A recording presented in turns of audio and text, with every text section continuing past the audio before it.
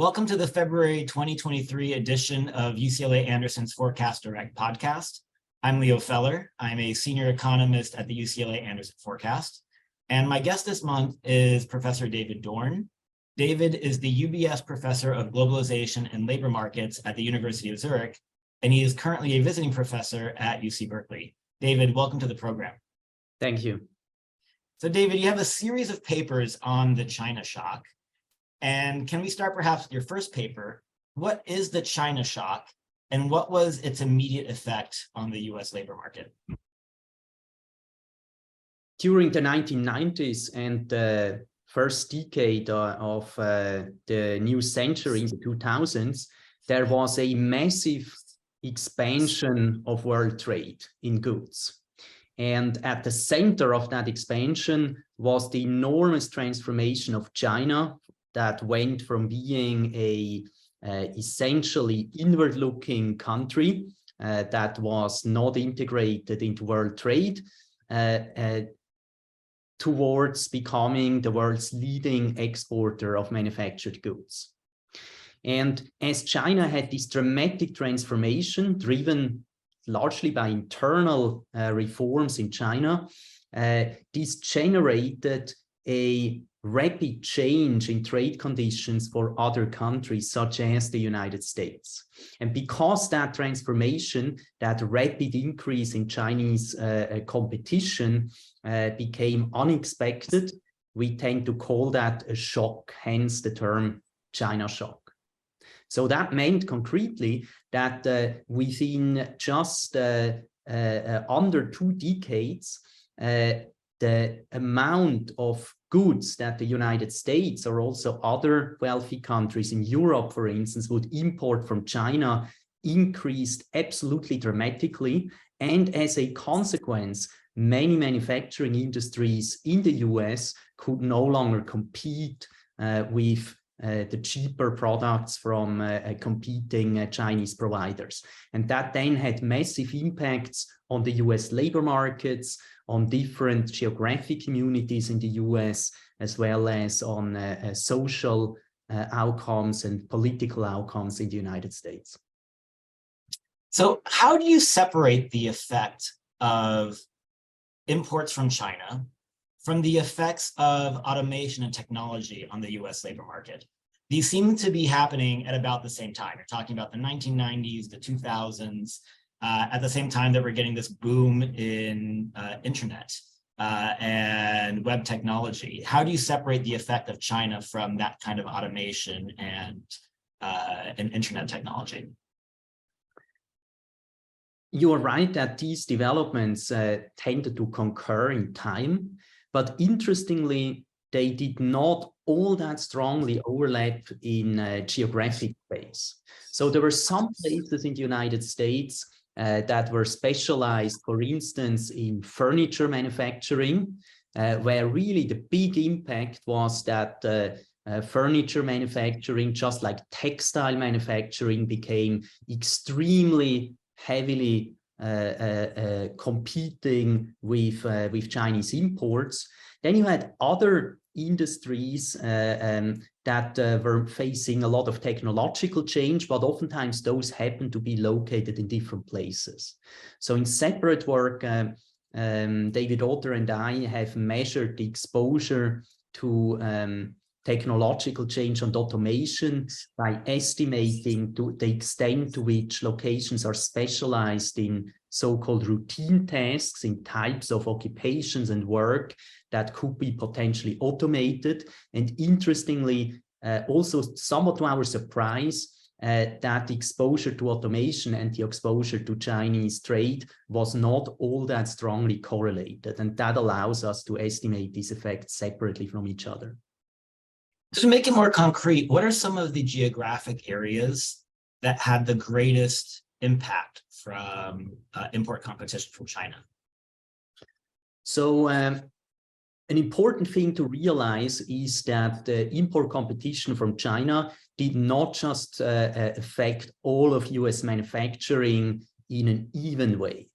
Of course, when we think about the US manufacturing decline, then maybe the first thing that will come to mind for many people is the decline of traditional manufacturing centers in the Midwest, such as the city of Detroit, for instance.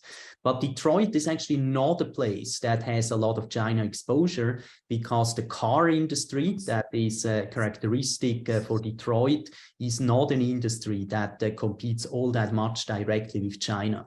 The same holds for industries like steel production, for instance, or industrial chemicals. What does compete heavily with China is textile and apparel, is furniture, the production of toys, also the production of home electronics. And one place, for instance, where a lot of that came together would be the central region of North Carolina. Think of, for instance, of North Carolina's capital city of Raleigh. Raleigh had traditionally a sizable textile industry. They had an important furniture industry. They also had some electronics manufacturing, and all of that faced extremely heavy competition from China. Right, that's interesting that you mentioned that. I think, Providence, Rhode Island, as another geographic area where you have a lot of toy manufacturing, right, that also face a lot of exposure from Chinese imports. That is true, and in addition, New England did have a traditional textile industry as well, and so some remainders of that textile industry were still around in the 1990s, 2000s, and a lot of that has suffered quite considerably.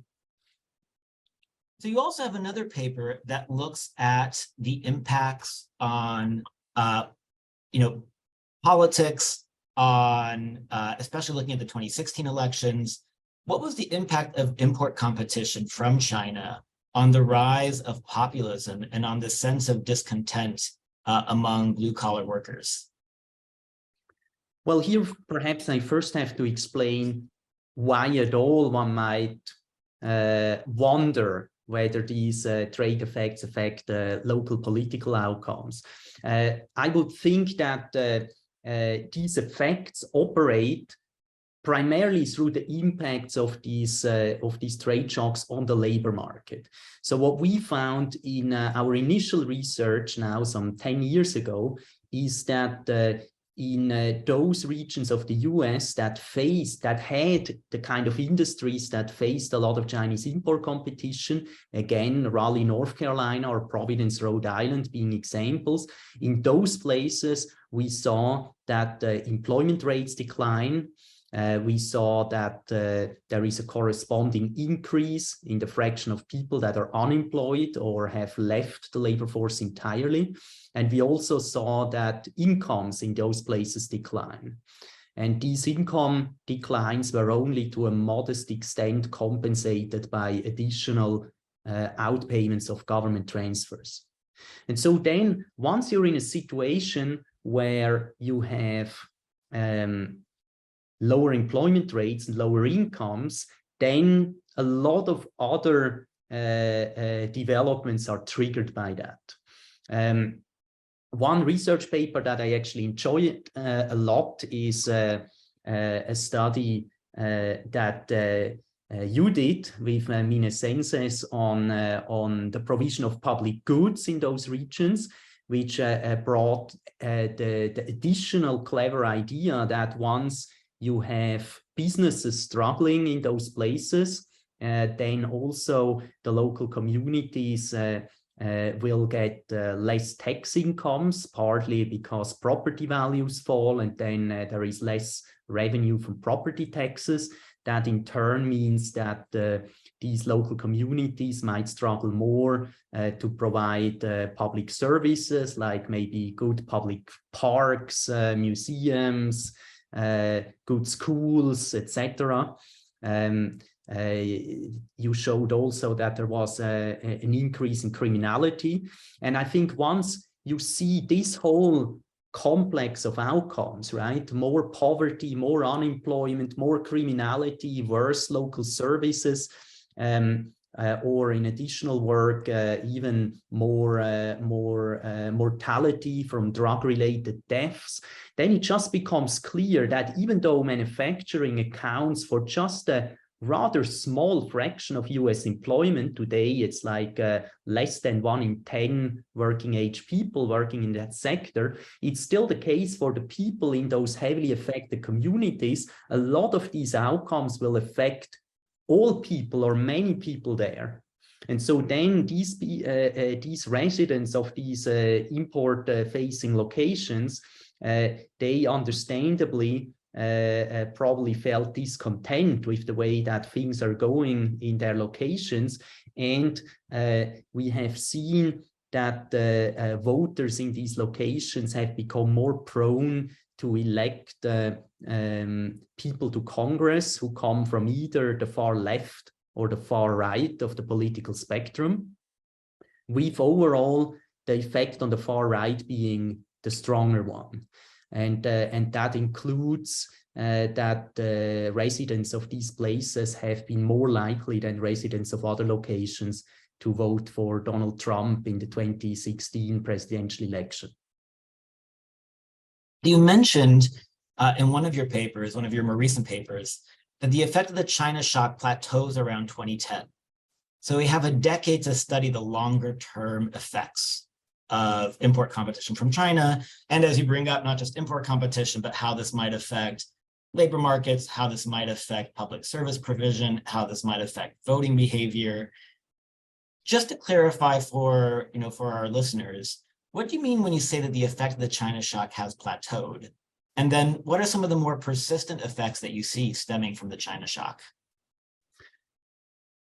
The China shock is really a huge transformation of international trade in goods.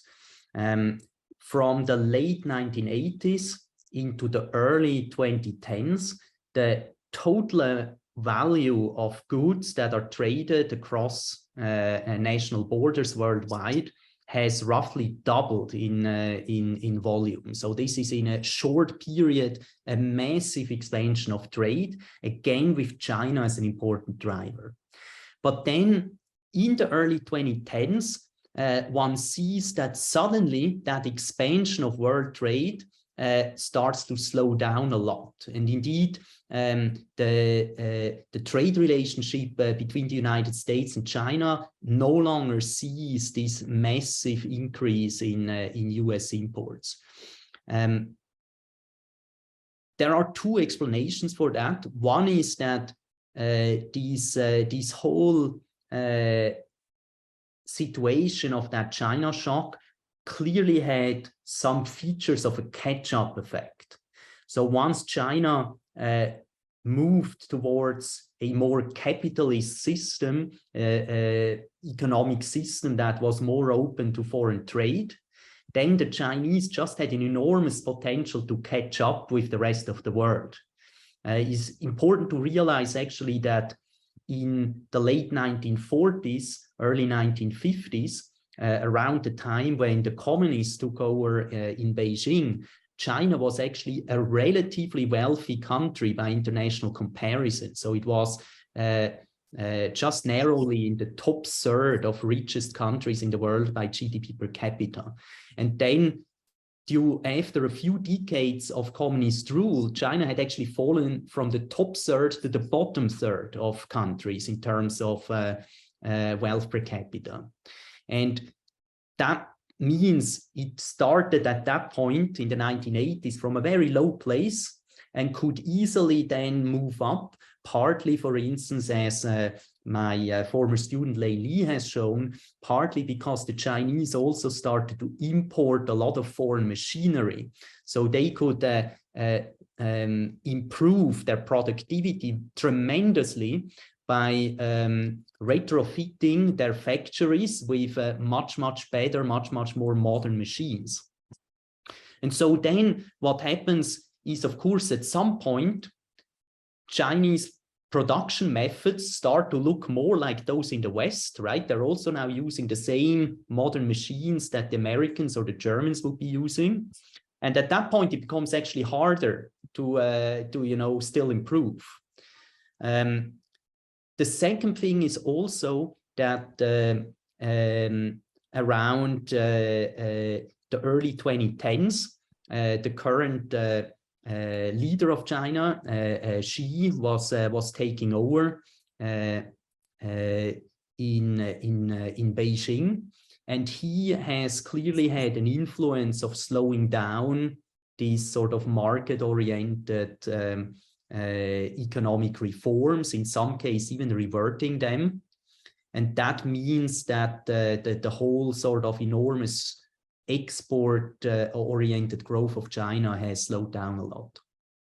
And now, as you say, even that this import competition is no longer growing a lot, one might sort of think that those locations in the United States that have suffered during the 1990s and the first decade of the 2000s are now recuperating from the sometimes adverse effects of these structural transformations. But to our surprise, we see that even nearly a decade after this China shock starts to wind down, these locations still have clearly elevated the rates of non-employment, lower wages. So it is the case that the scarring effects in the labor market are quite long-lasting. You actually found something pretty interesting, which was a differential outmigration in the long run in response to some of the shocks that these areas experienced. Can you talk about who moves in search of better labor market opportunities and who tends to stay behind in some of these areas that are affected from import competition from China? Yes, you touch on a very interesting topic that really came a bit as a surprise also to many labor economists, because I would say some 15 years ago, the prevailing view among labor economists was that, at least in the United States, workers would be very geographically mobile. So there was a widespread view that if you lose your job in North Carolina, then you just move to Boston or to San Francisco or to some other place where maybe there is still growth. And we showed that, at least for this China trade shock, there just aren't very strong mobility responses of workers. And even when we go now, 10 years past these shocks, the population responses are still quite muted. The groups, though, that are most likely to respond is, on the one hand, the younger people that might not yet be that involved in a local job, in a local house, etc. And also you see more mobility of foreigners. This is a finding that Brian Kovac and a colleague have studied before. There seems to be some evidence that in the United States, local shocks are sometimes mitigated by foreign immigrants, that are not very tied to a particular location in the US and are much more willing to move somewhere else. But one thing we found, interestingly, is that this adjustment via the foreign population has not been that effective in case of the China trade shock, simply because these locations affected by that import competition were actually locations that don't have all that many foreigners. So there just simply was not a ready stock of people that could equilibrate these local outcomes. I think the common denominator here, I've seen some work on this, is mom, right? So there's some research looking at how the typical American lives only 18 miles away. The typical adult, American adult, lives only 18 miles away from their mother.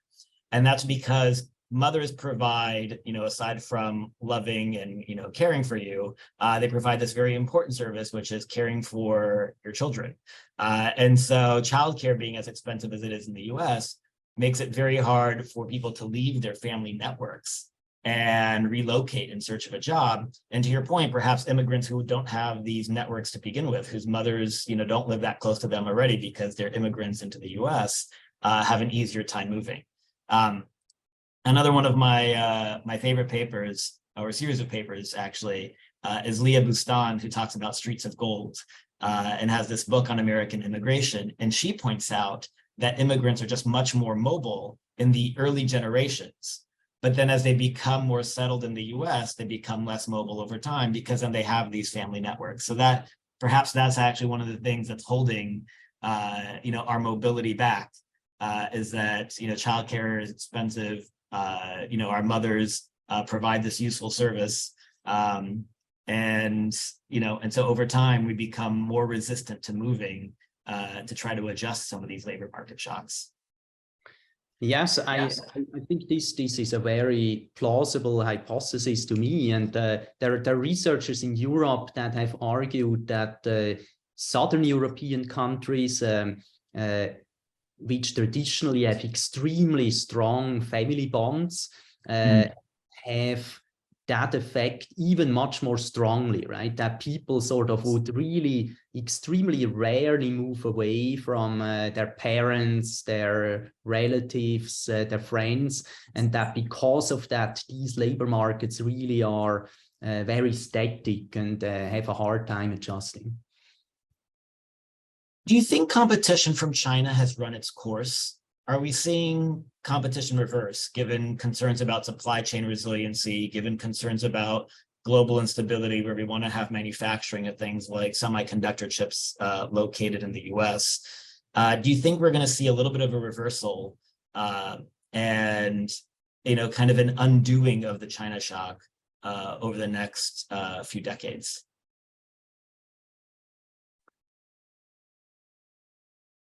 Well, I don't really expect a large-scale reversal. You have formulated your question more prudently and said a little bit of a reversal, so a little that I would not exclude. But what's important to realize, of course, is as bad as this China shock has been for some US locations, with all the job loss that was involved and all the hardship that created for the workers that lost their jobs and their families and their communities. It's also important to realize that ultimately that job loss meant that the US was simply no longer competitive in certain industries, right? And one thing you see is that when under Donald Trump, the US then started to impose tariffs on Chinese imports with the expressed goal of bringing back jobs to the United States.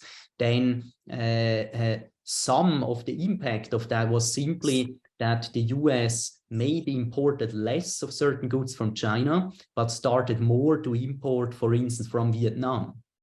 And my view is that production of sort of, mass production of very standardized low technology goods, think of like t-shirts, for instance, that type of production, I think, simply will not return to high-income countries, being the United States or Great Britain or other countries in Western Europe. I mean, that production will, if anything, just move around in different Asian countries or other places that have a comparative advantage in having a low-cost labor force.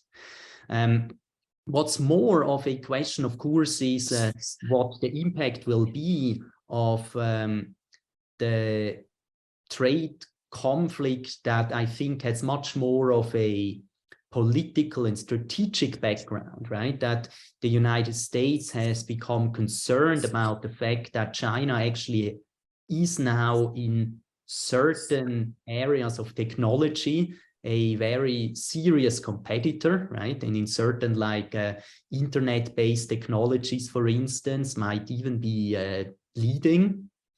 That is a threat to the US dominance in technology that the US for a long time had with all the Silicon Valley business. And it is, of course, then also to some extent a threat for US military dominance, right? Because many of these technologies also have some potential military uses. And so what is now happening, of course, is that the US has, under the Biden administration, really taken a course of saying, we want to keep China out of certain technologies. And I think in terms of the trade relationship, it's really now more these political considerations that will determine how this trade relationship develops further. But as far as the United States is concerned, I'm not really seeing that much of a future of, mass production manufacturing just coming back to a very large extent. Well, no, and given that we're at 3.4% unemployment, with unemployment rates similar to what we had in the 1960s, it's hard to imagine even having the bandwidth to absorb more manufacturing employment in something that's relatively lower skilled, like routine manufacturing of t-shirts. David, thank you so much for joining us, and thank you also for this fascinating series of papers. I think one of the things that I really enjoy about reading your work is that you start with the China shock, and then you weave this entire, well-researched narrative of what was the impact of the China shock? Was it automation? What was the impact on voting behavior? What has been the long-term impact, as the China shock has plateaued? And so really fascinating to see kind of this compilation of your work. Thank you. All right, thank you so much, David.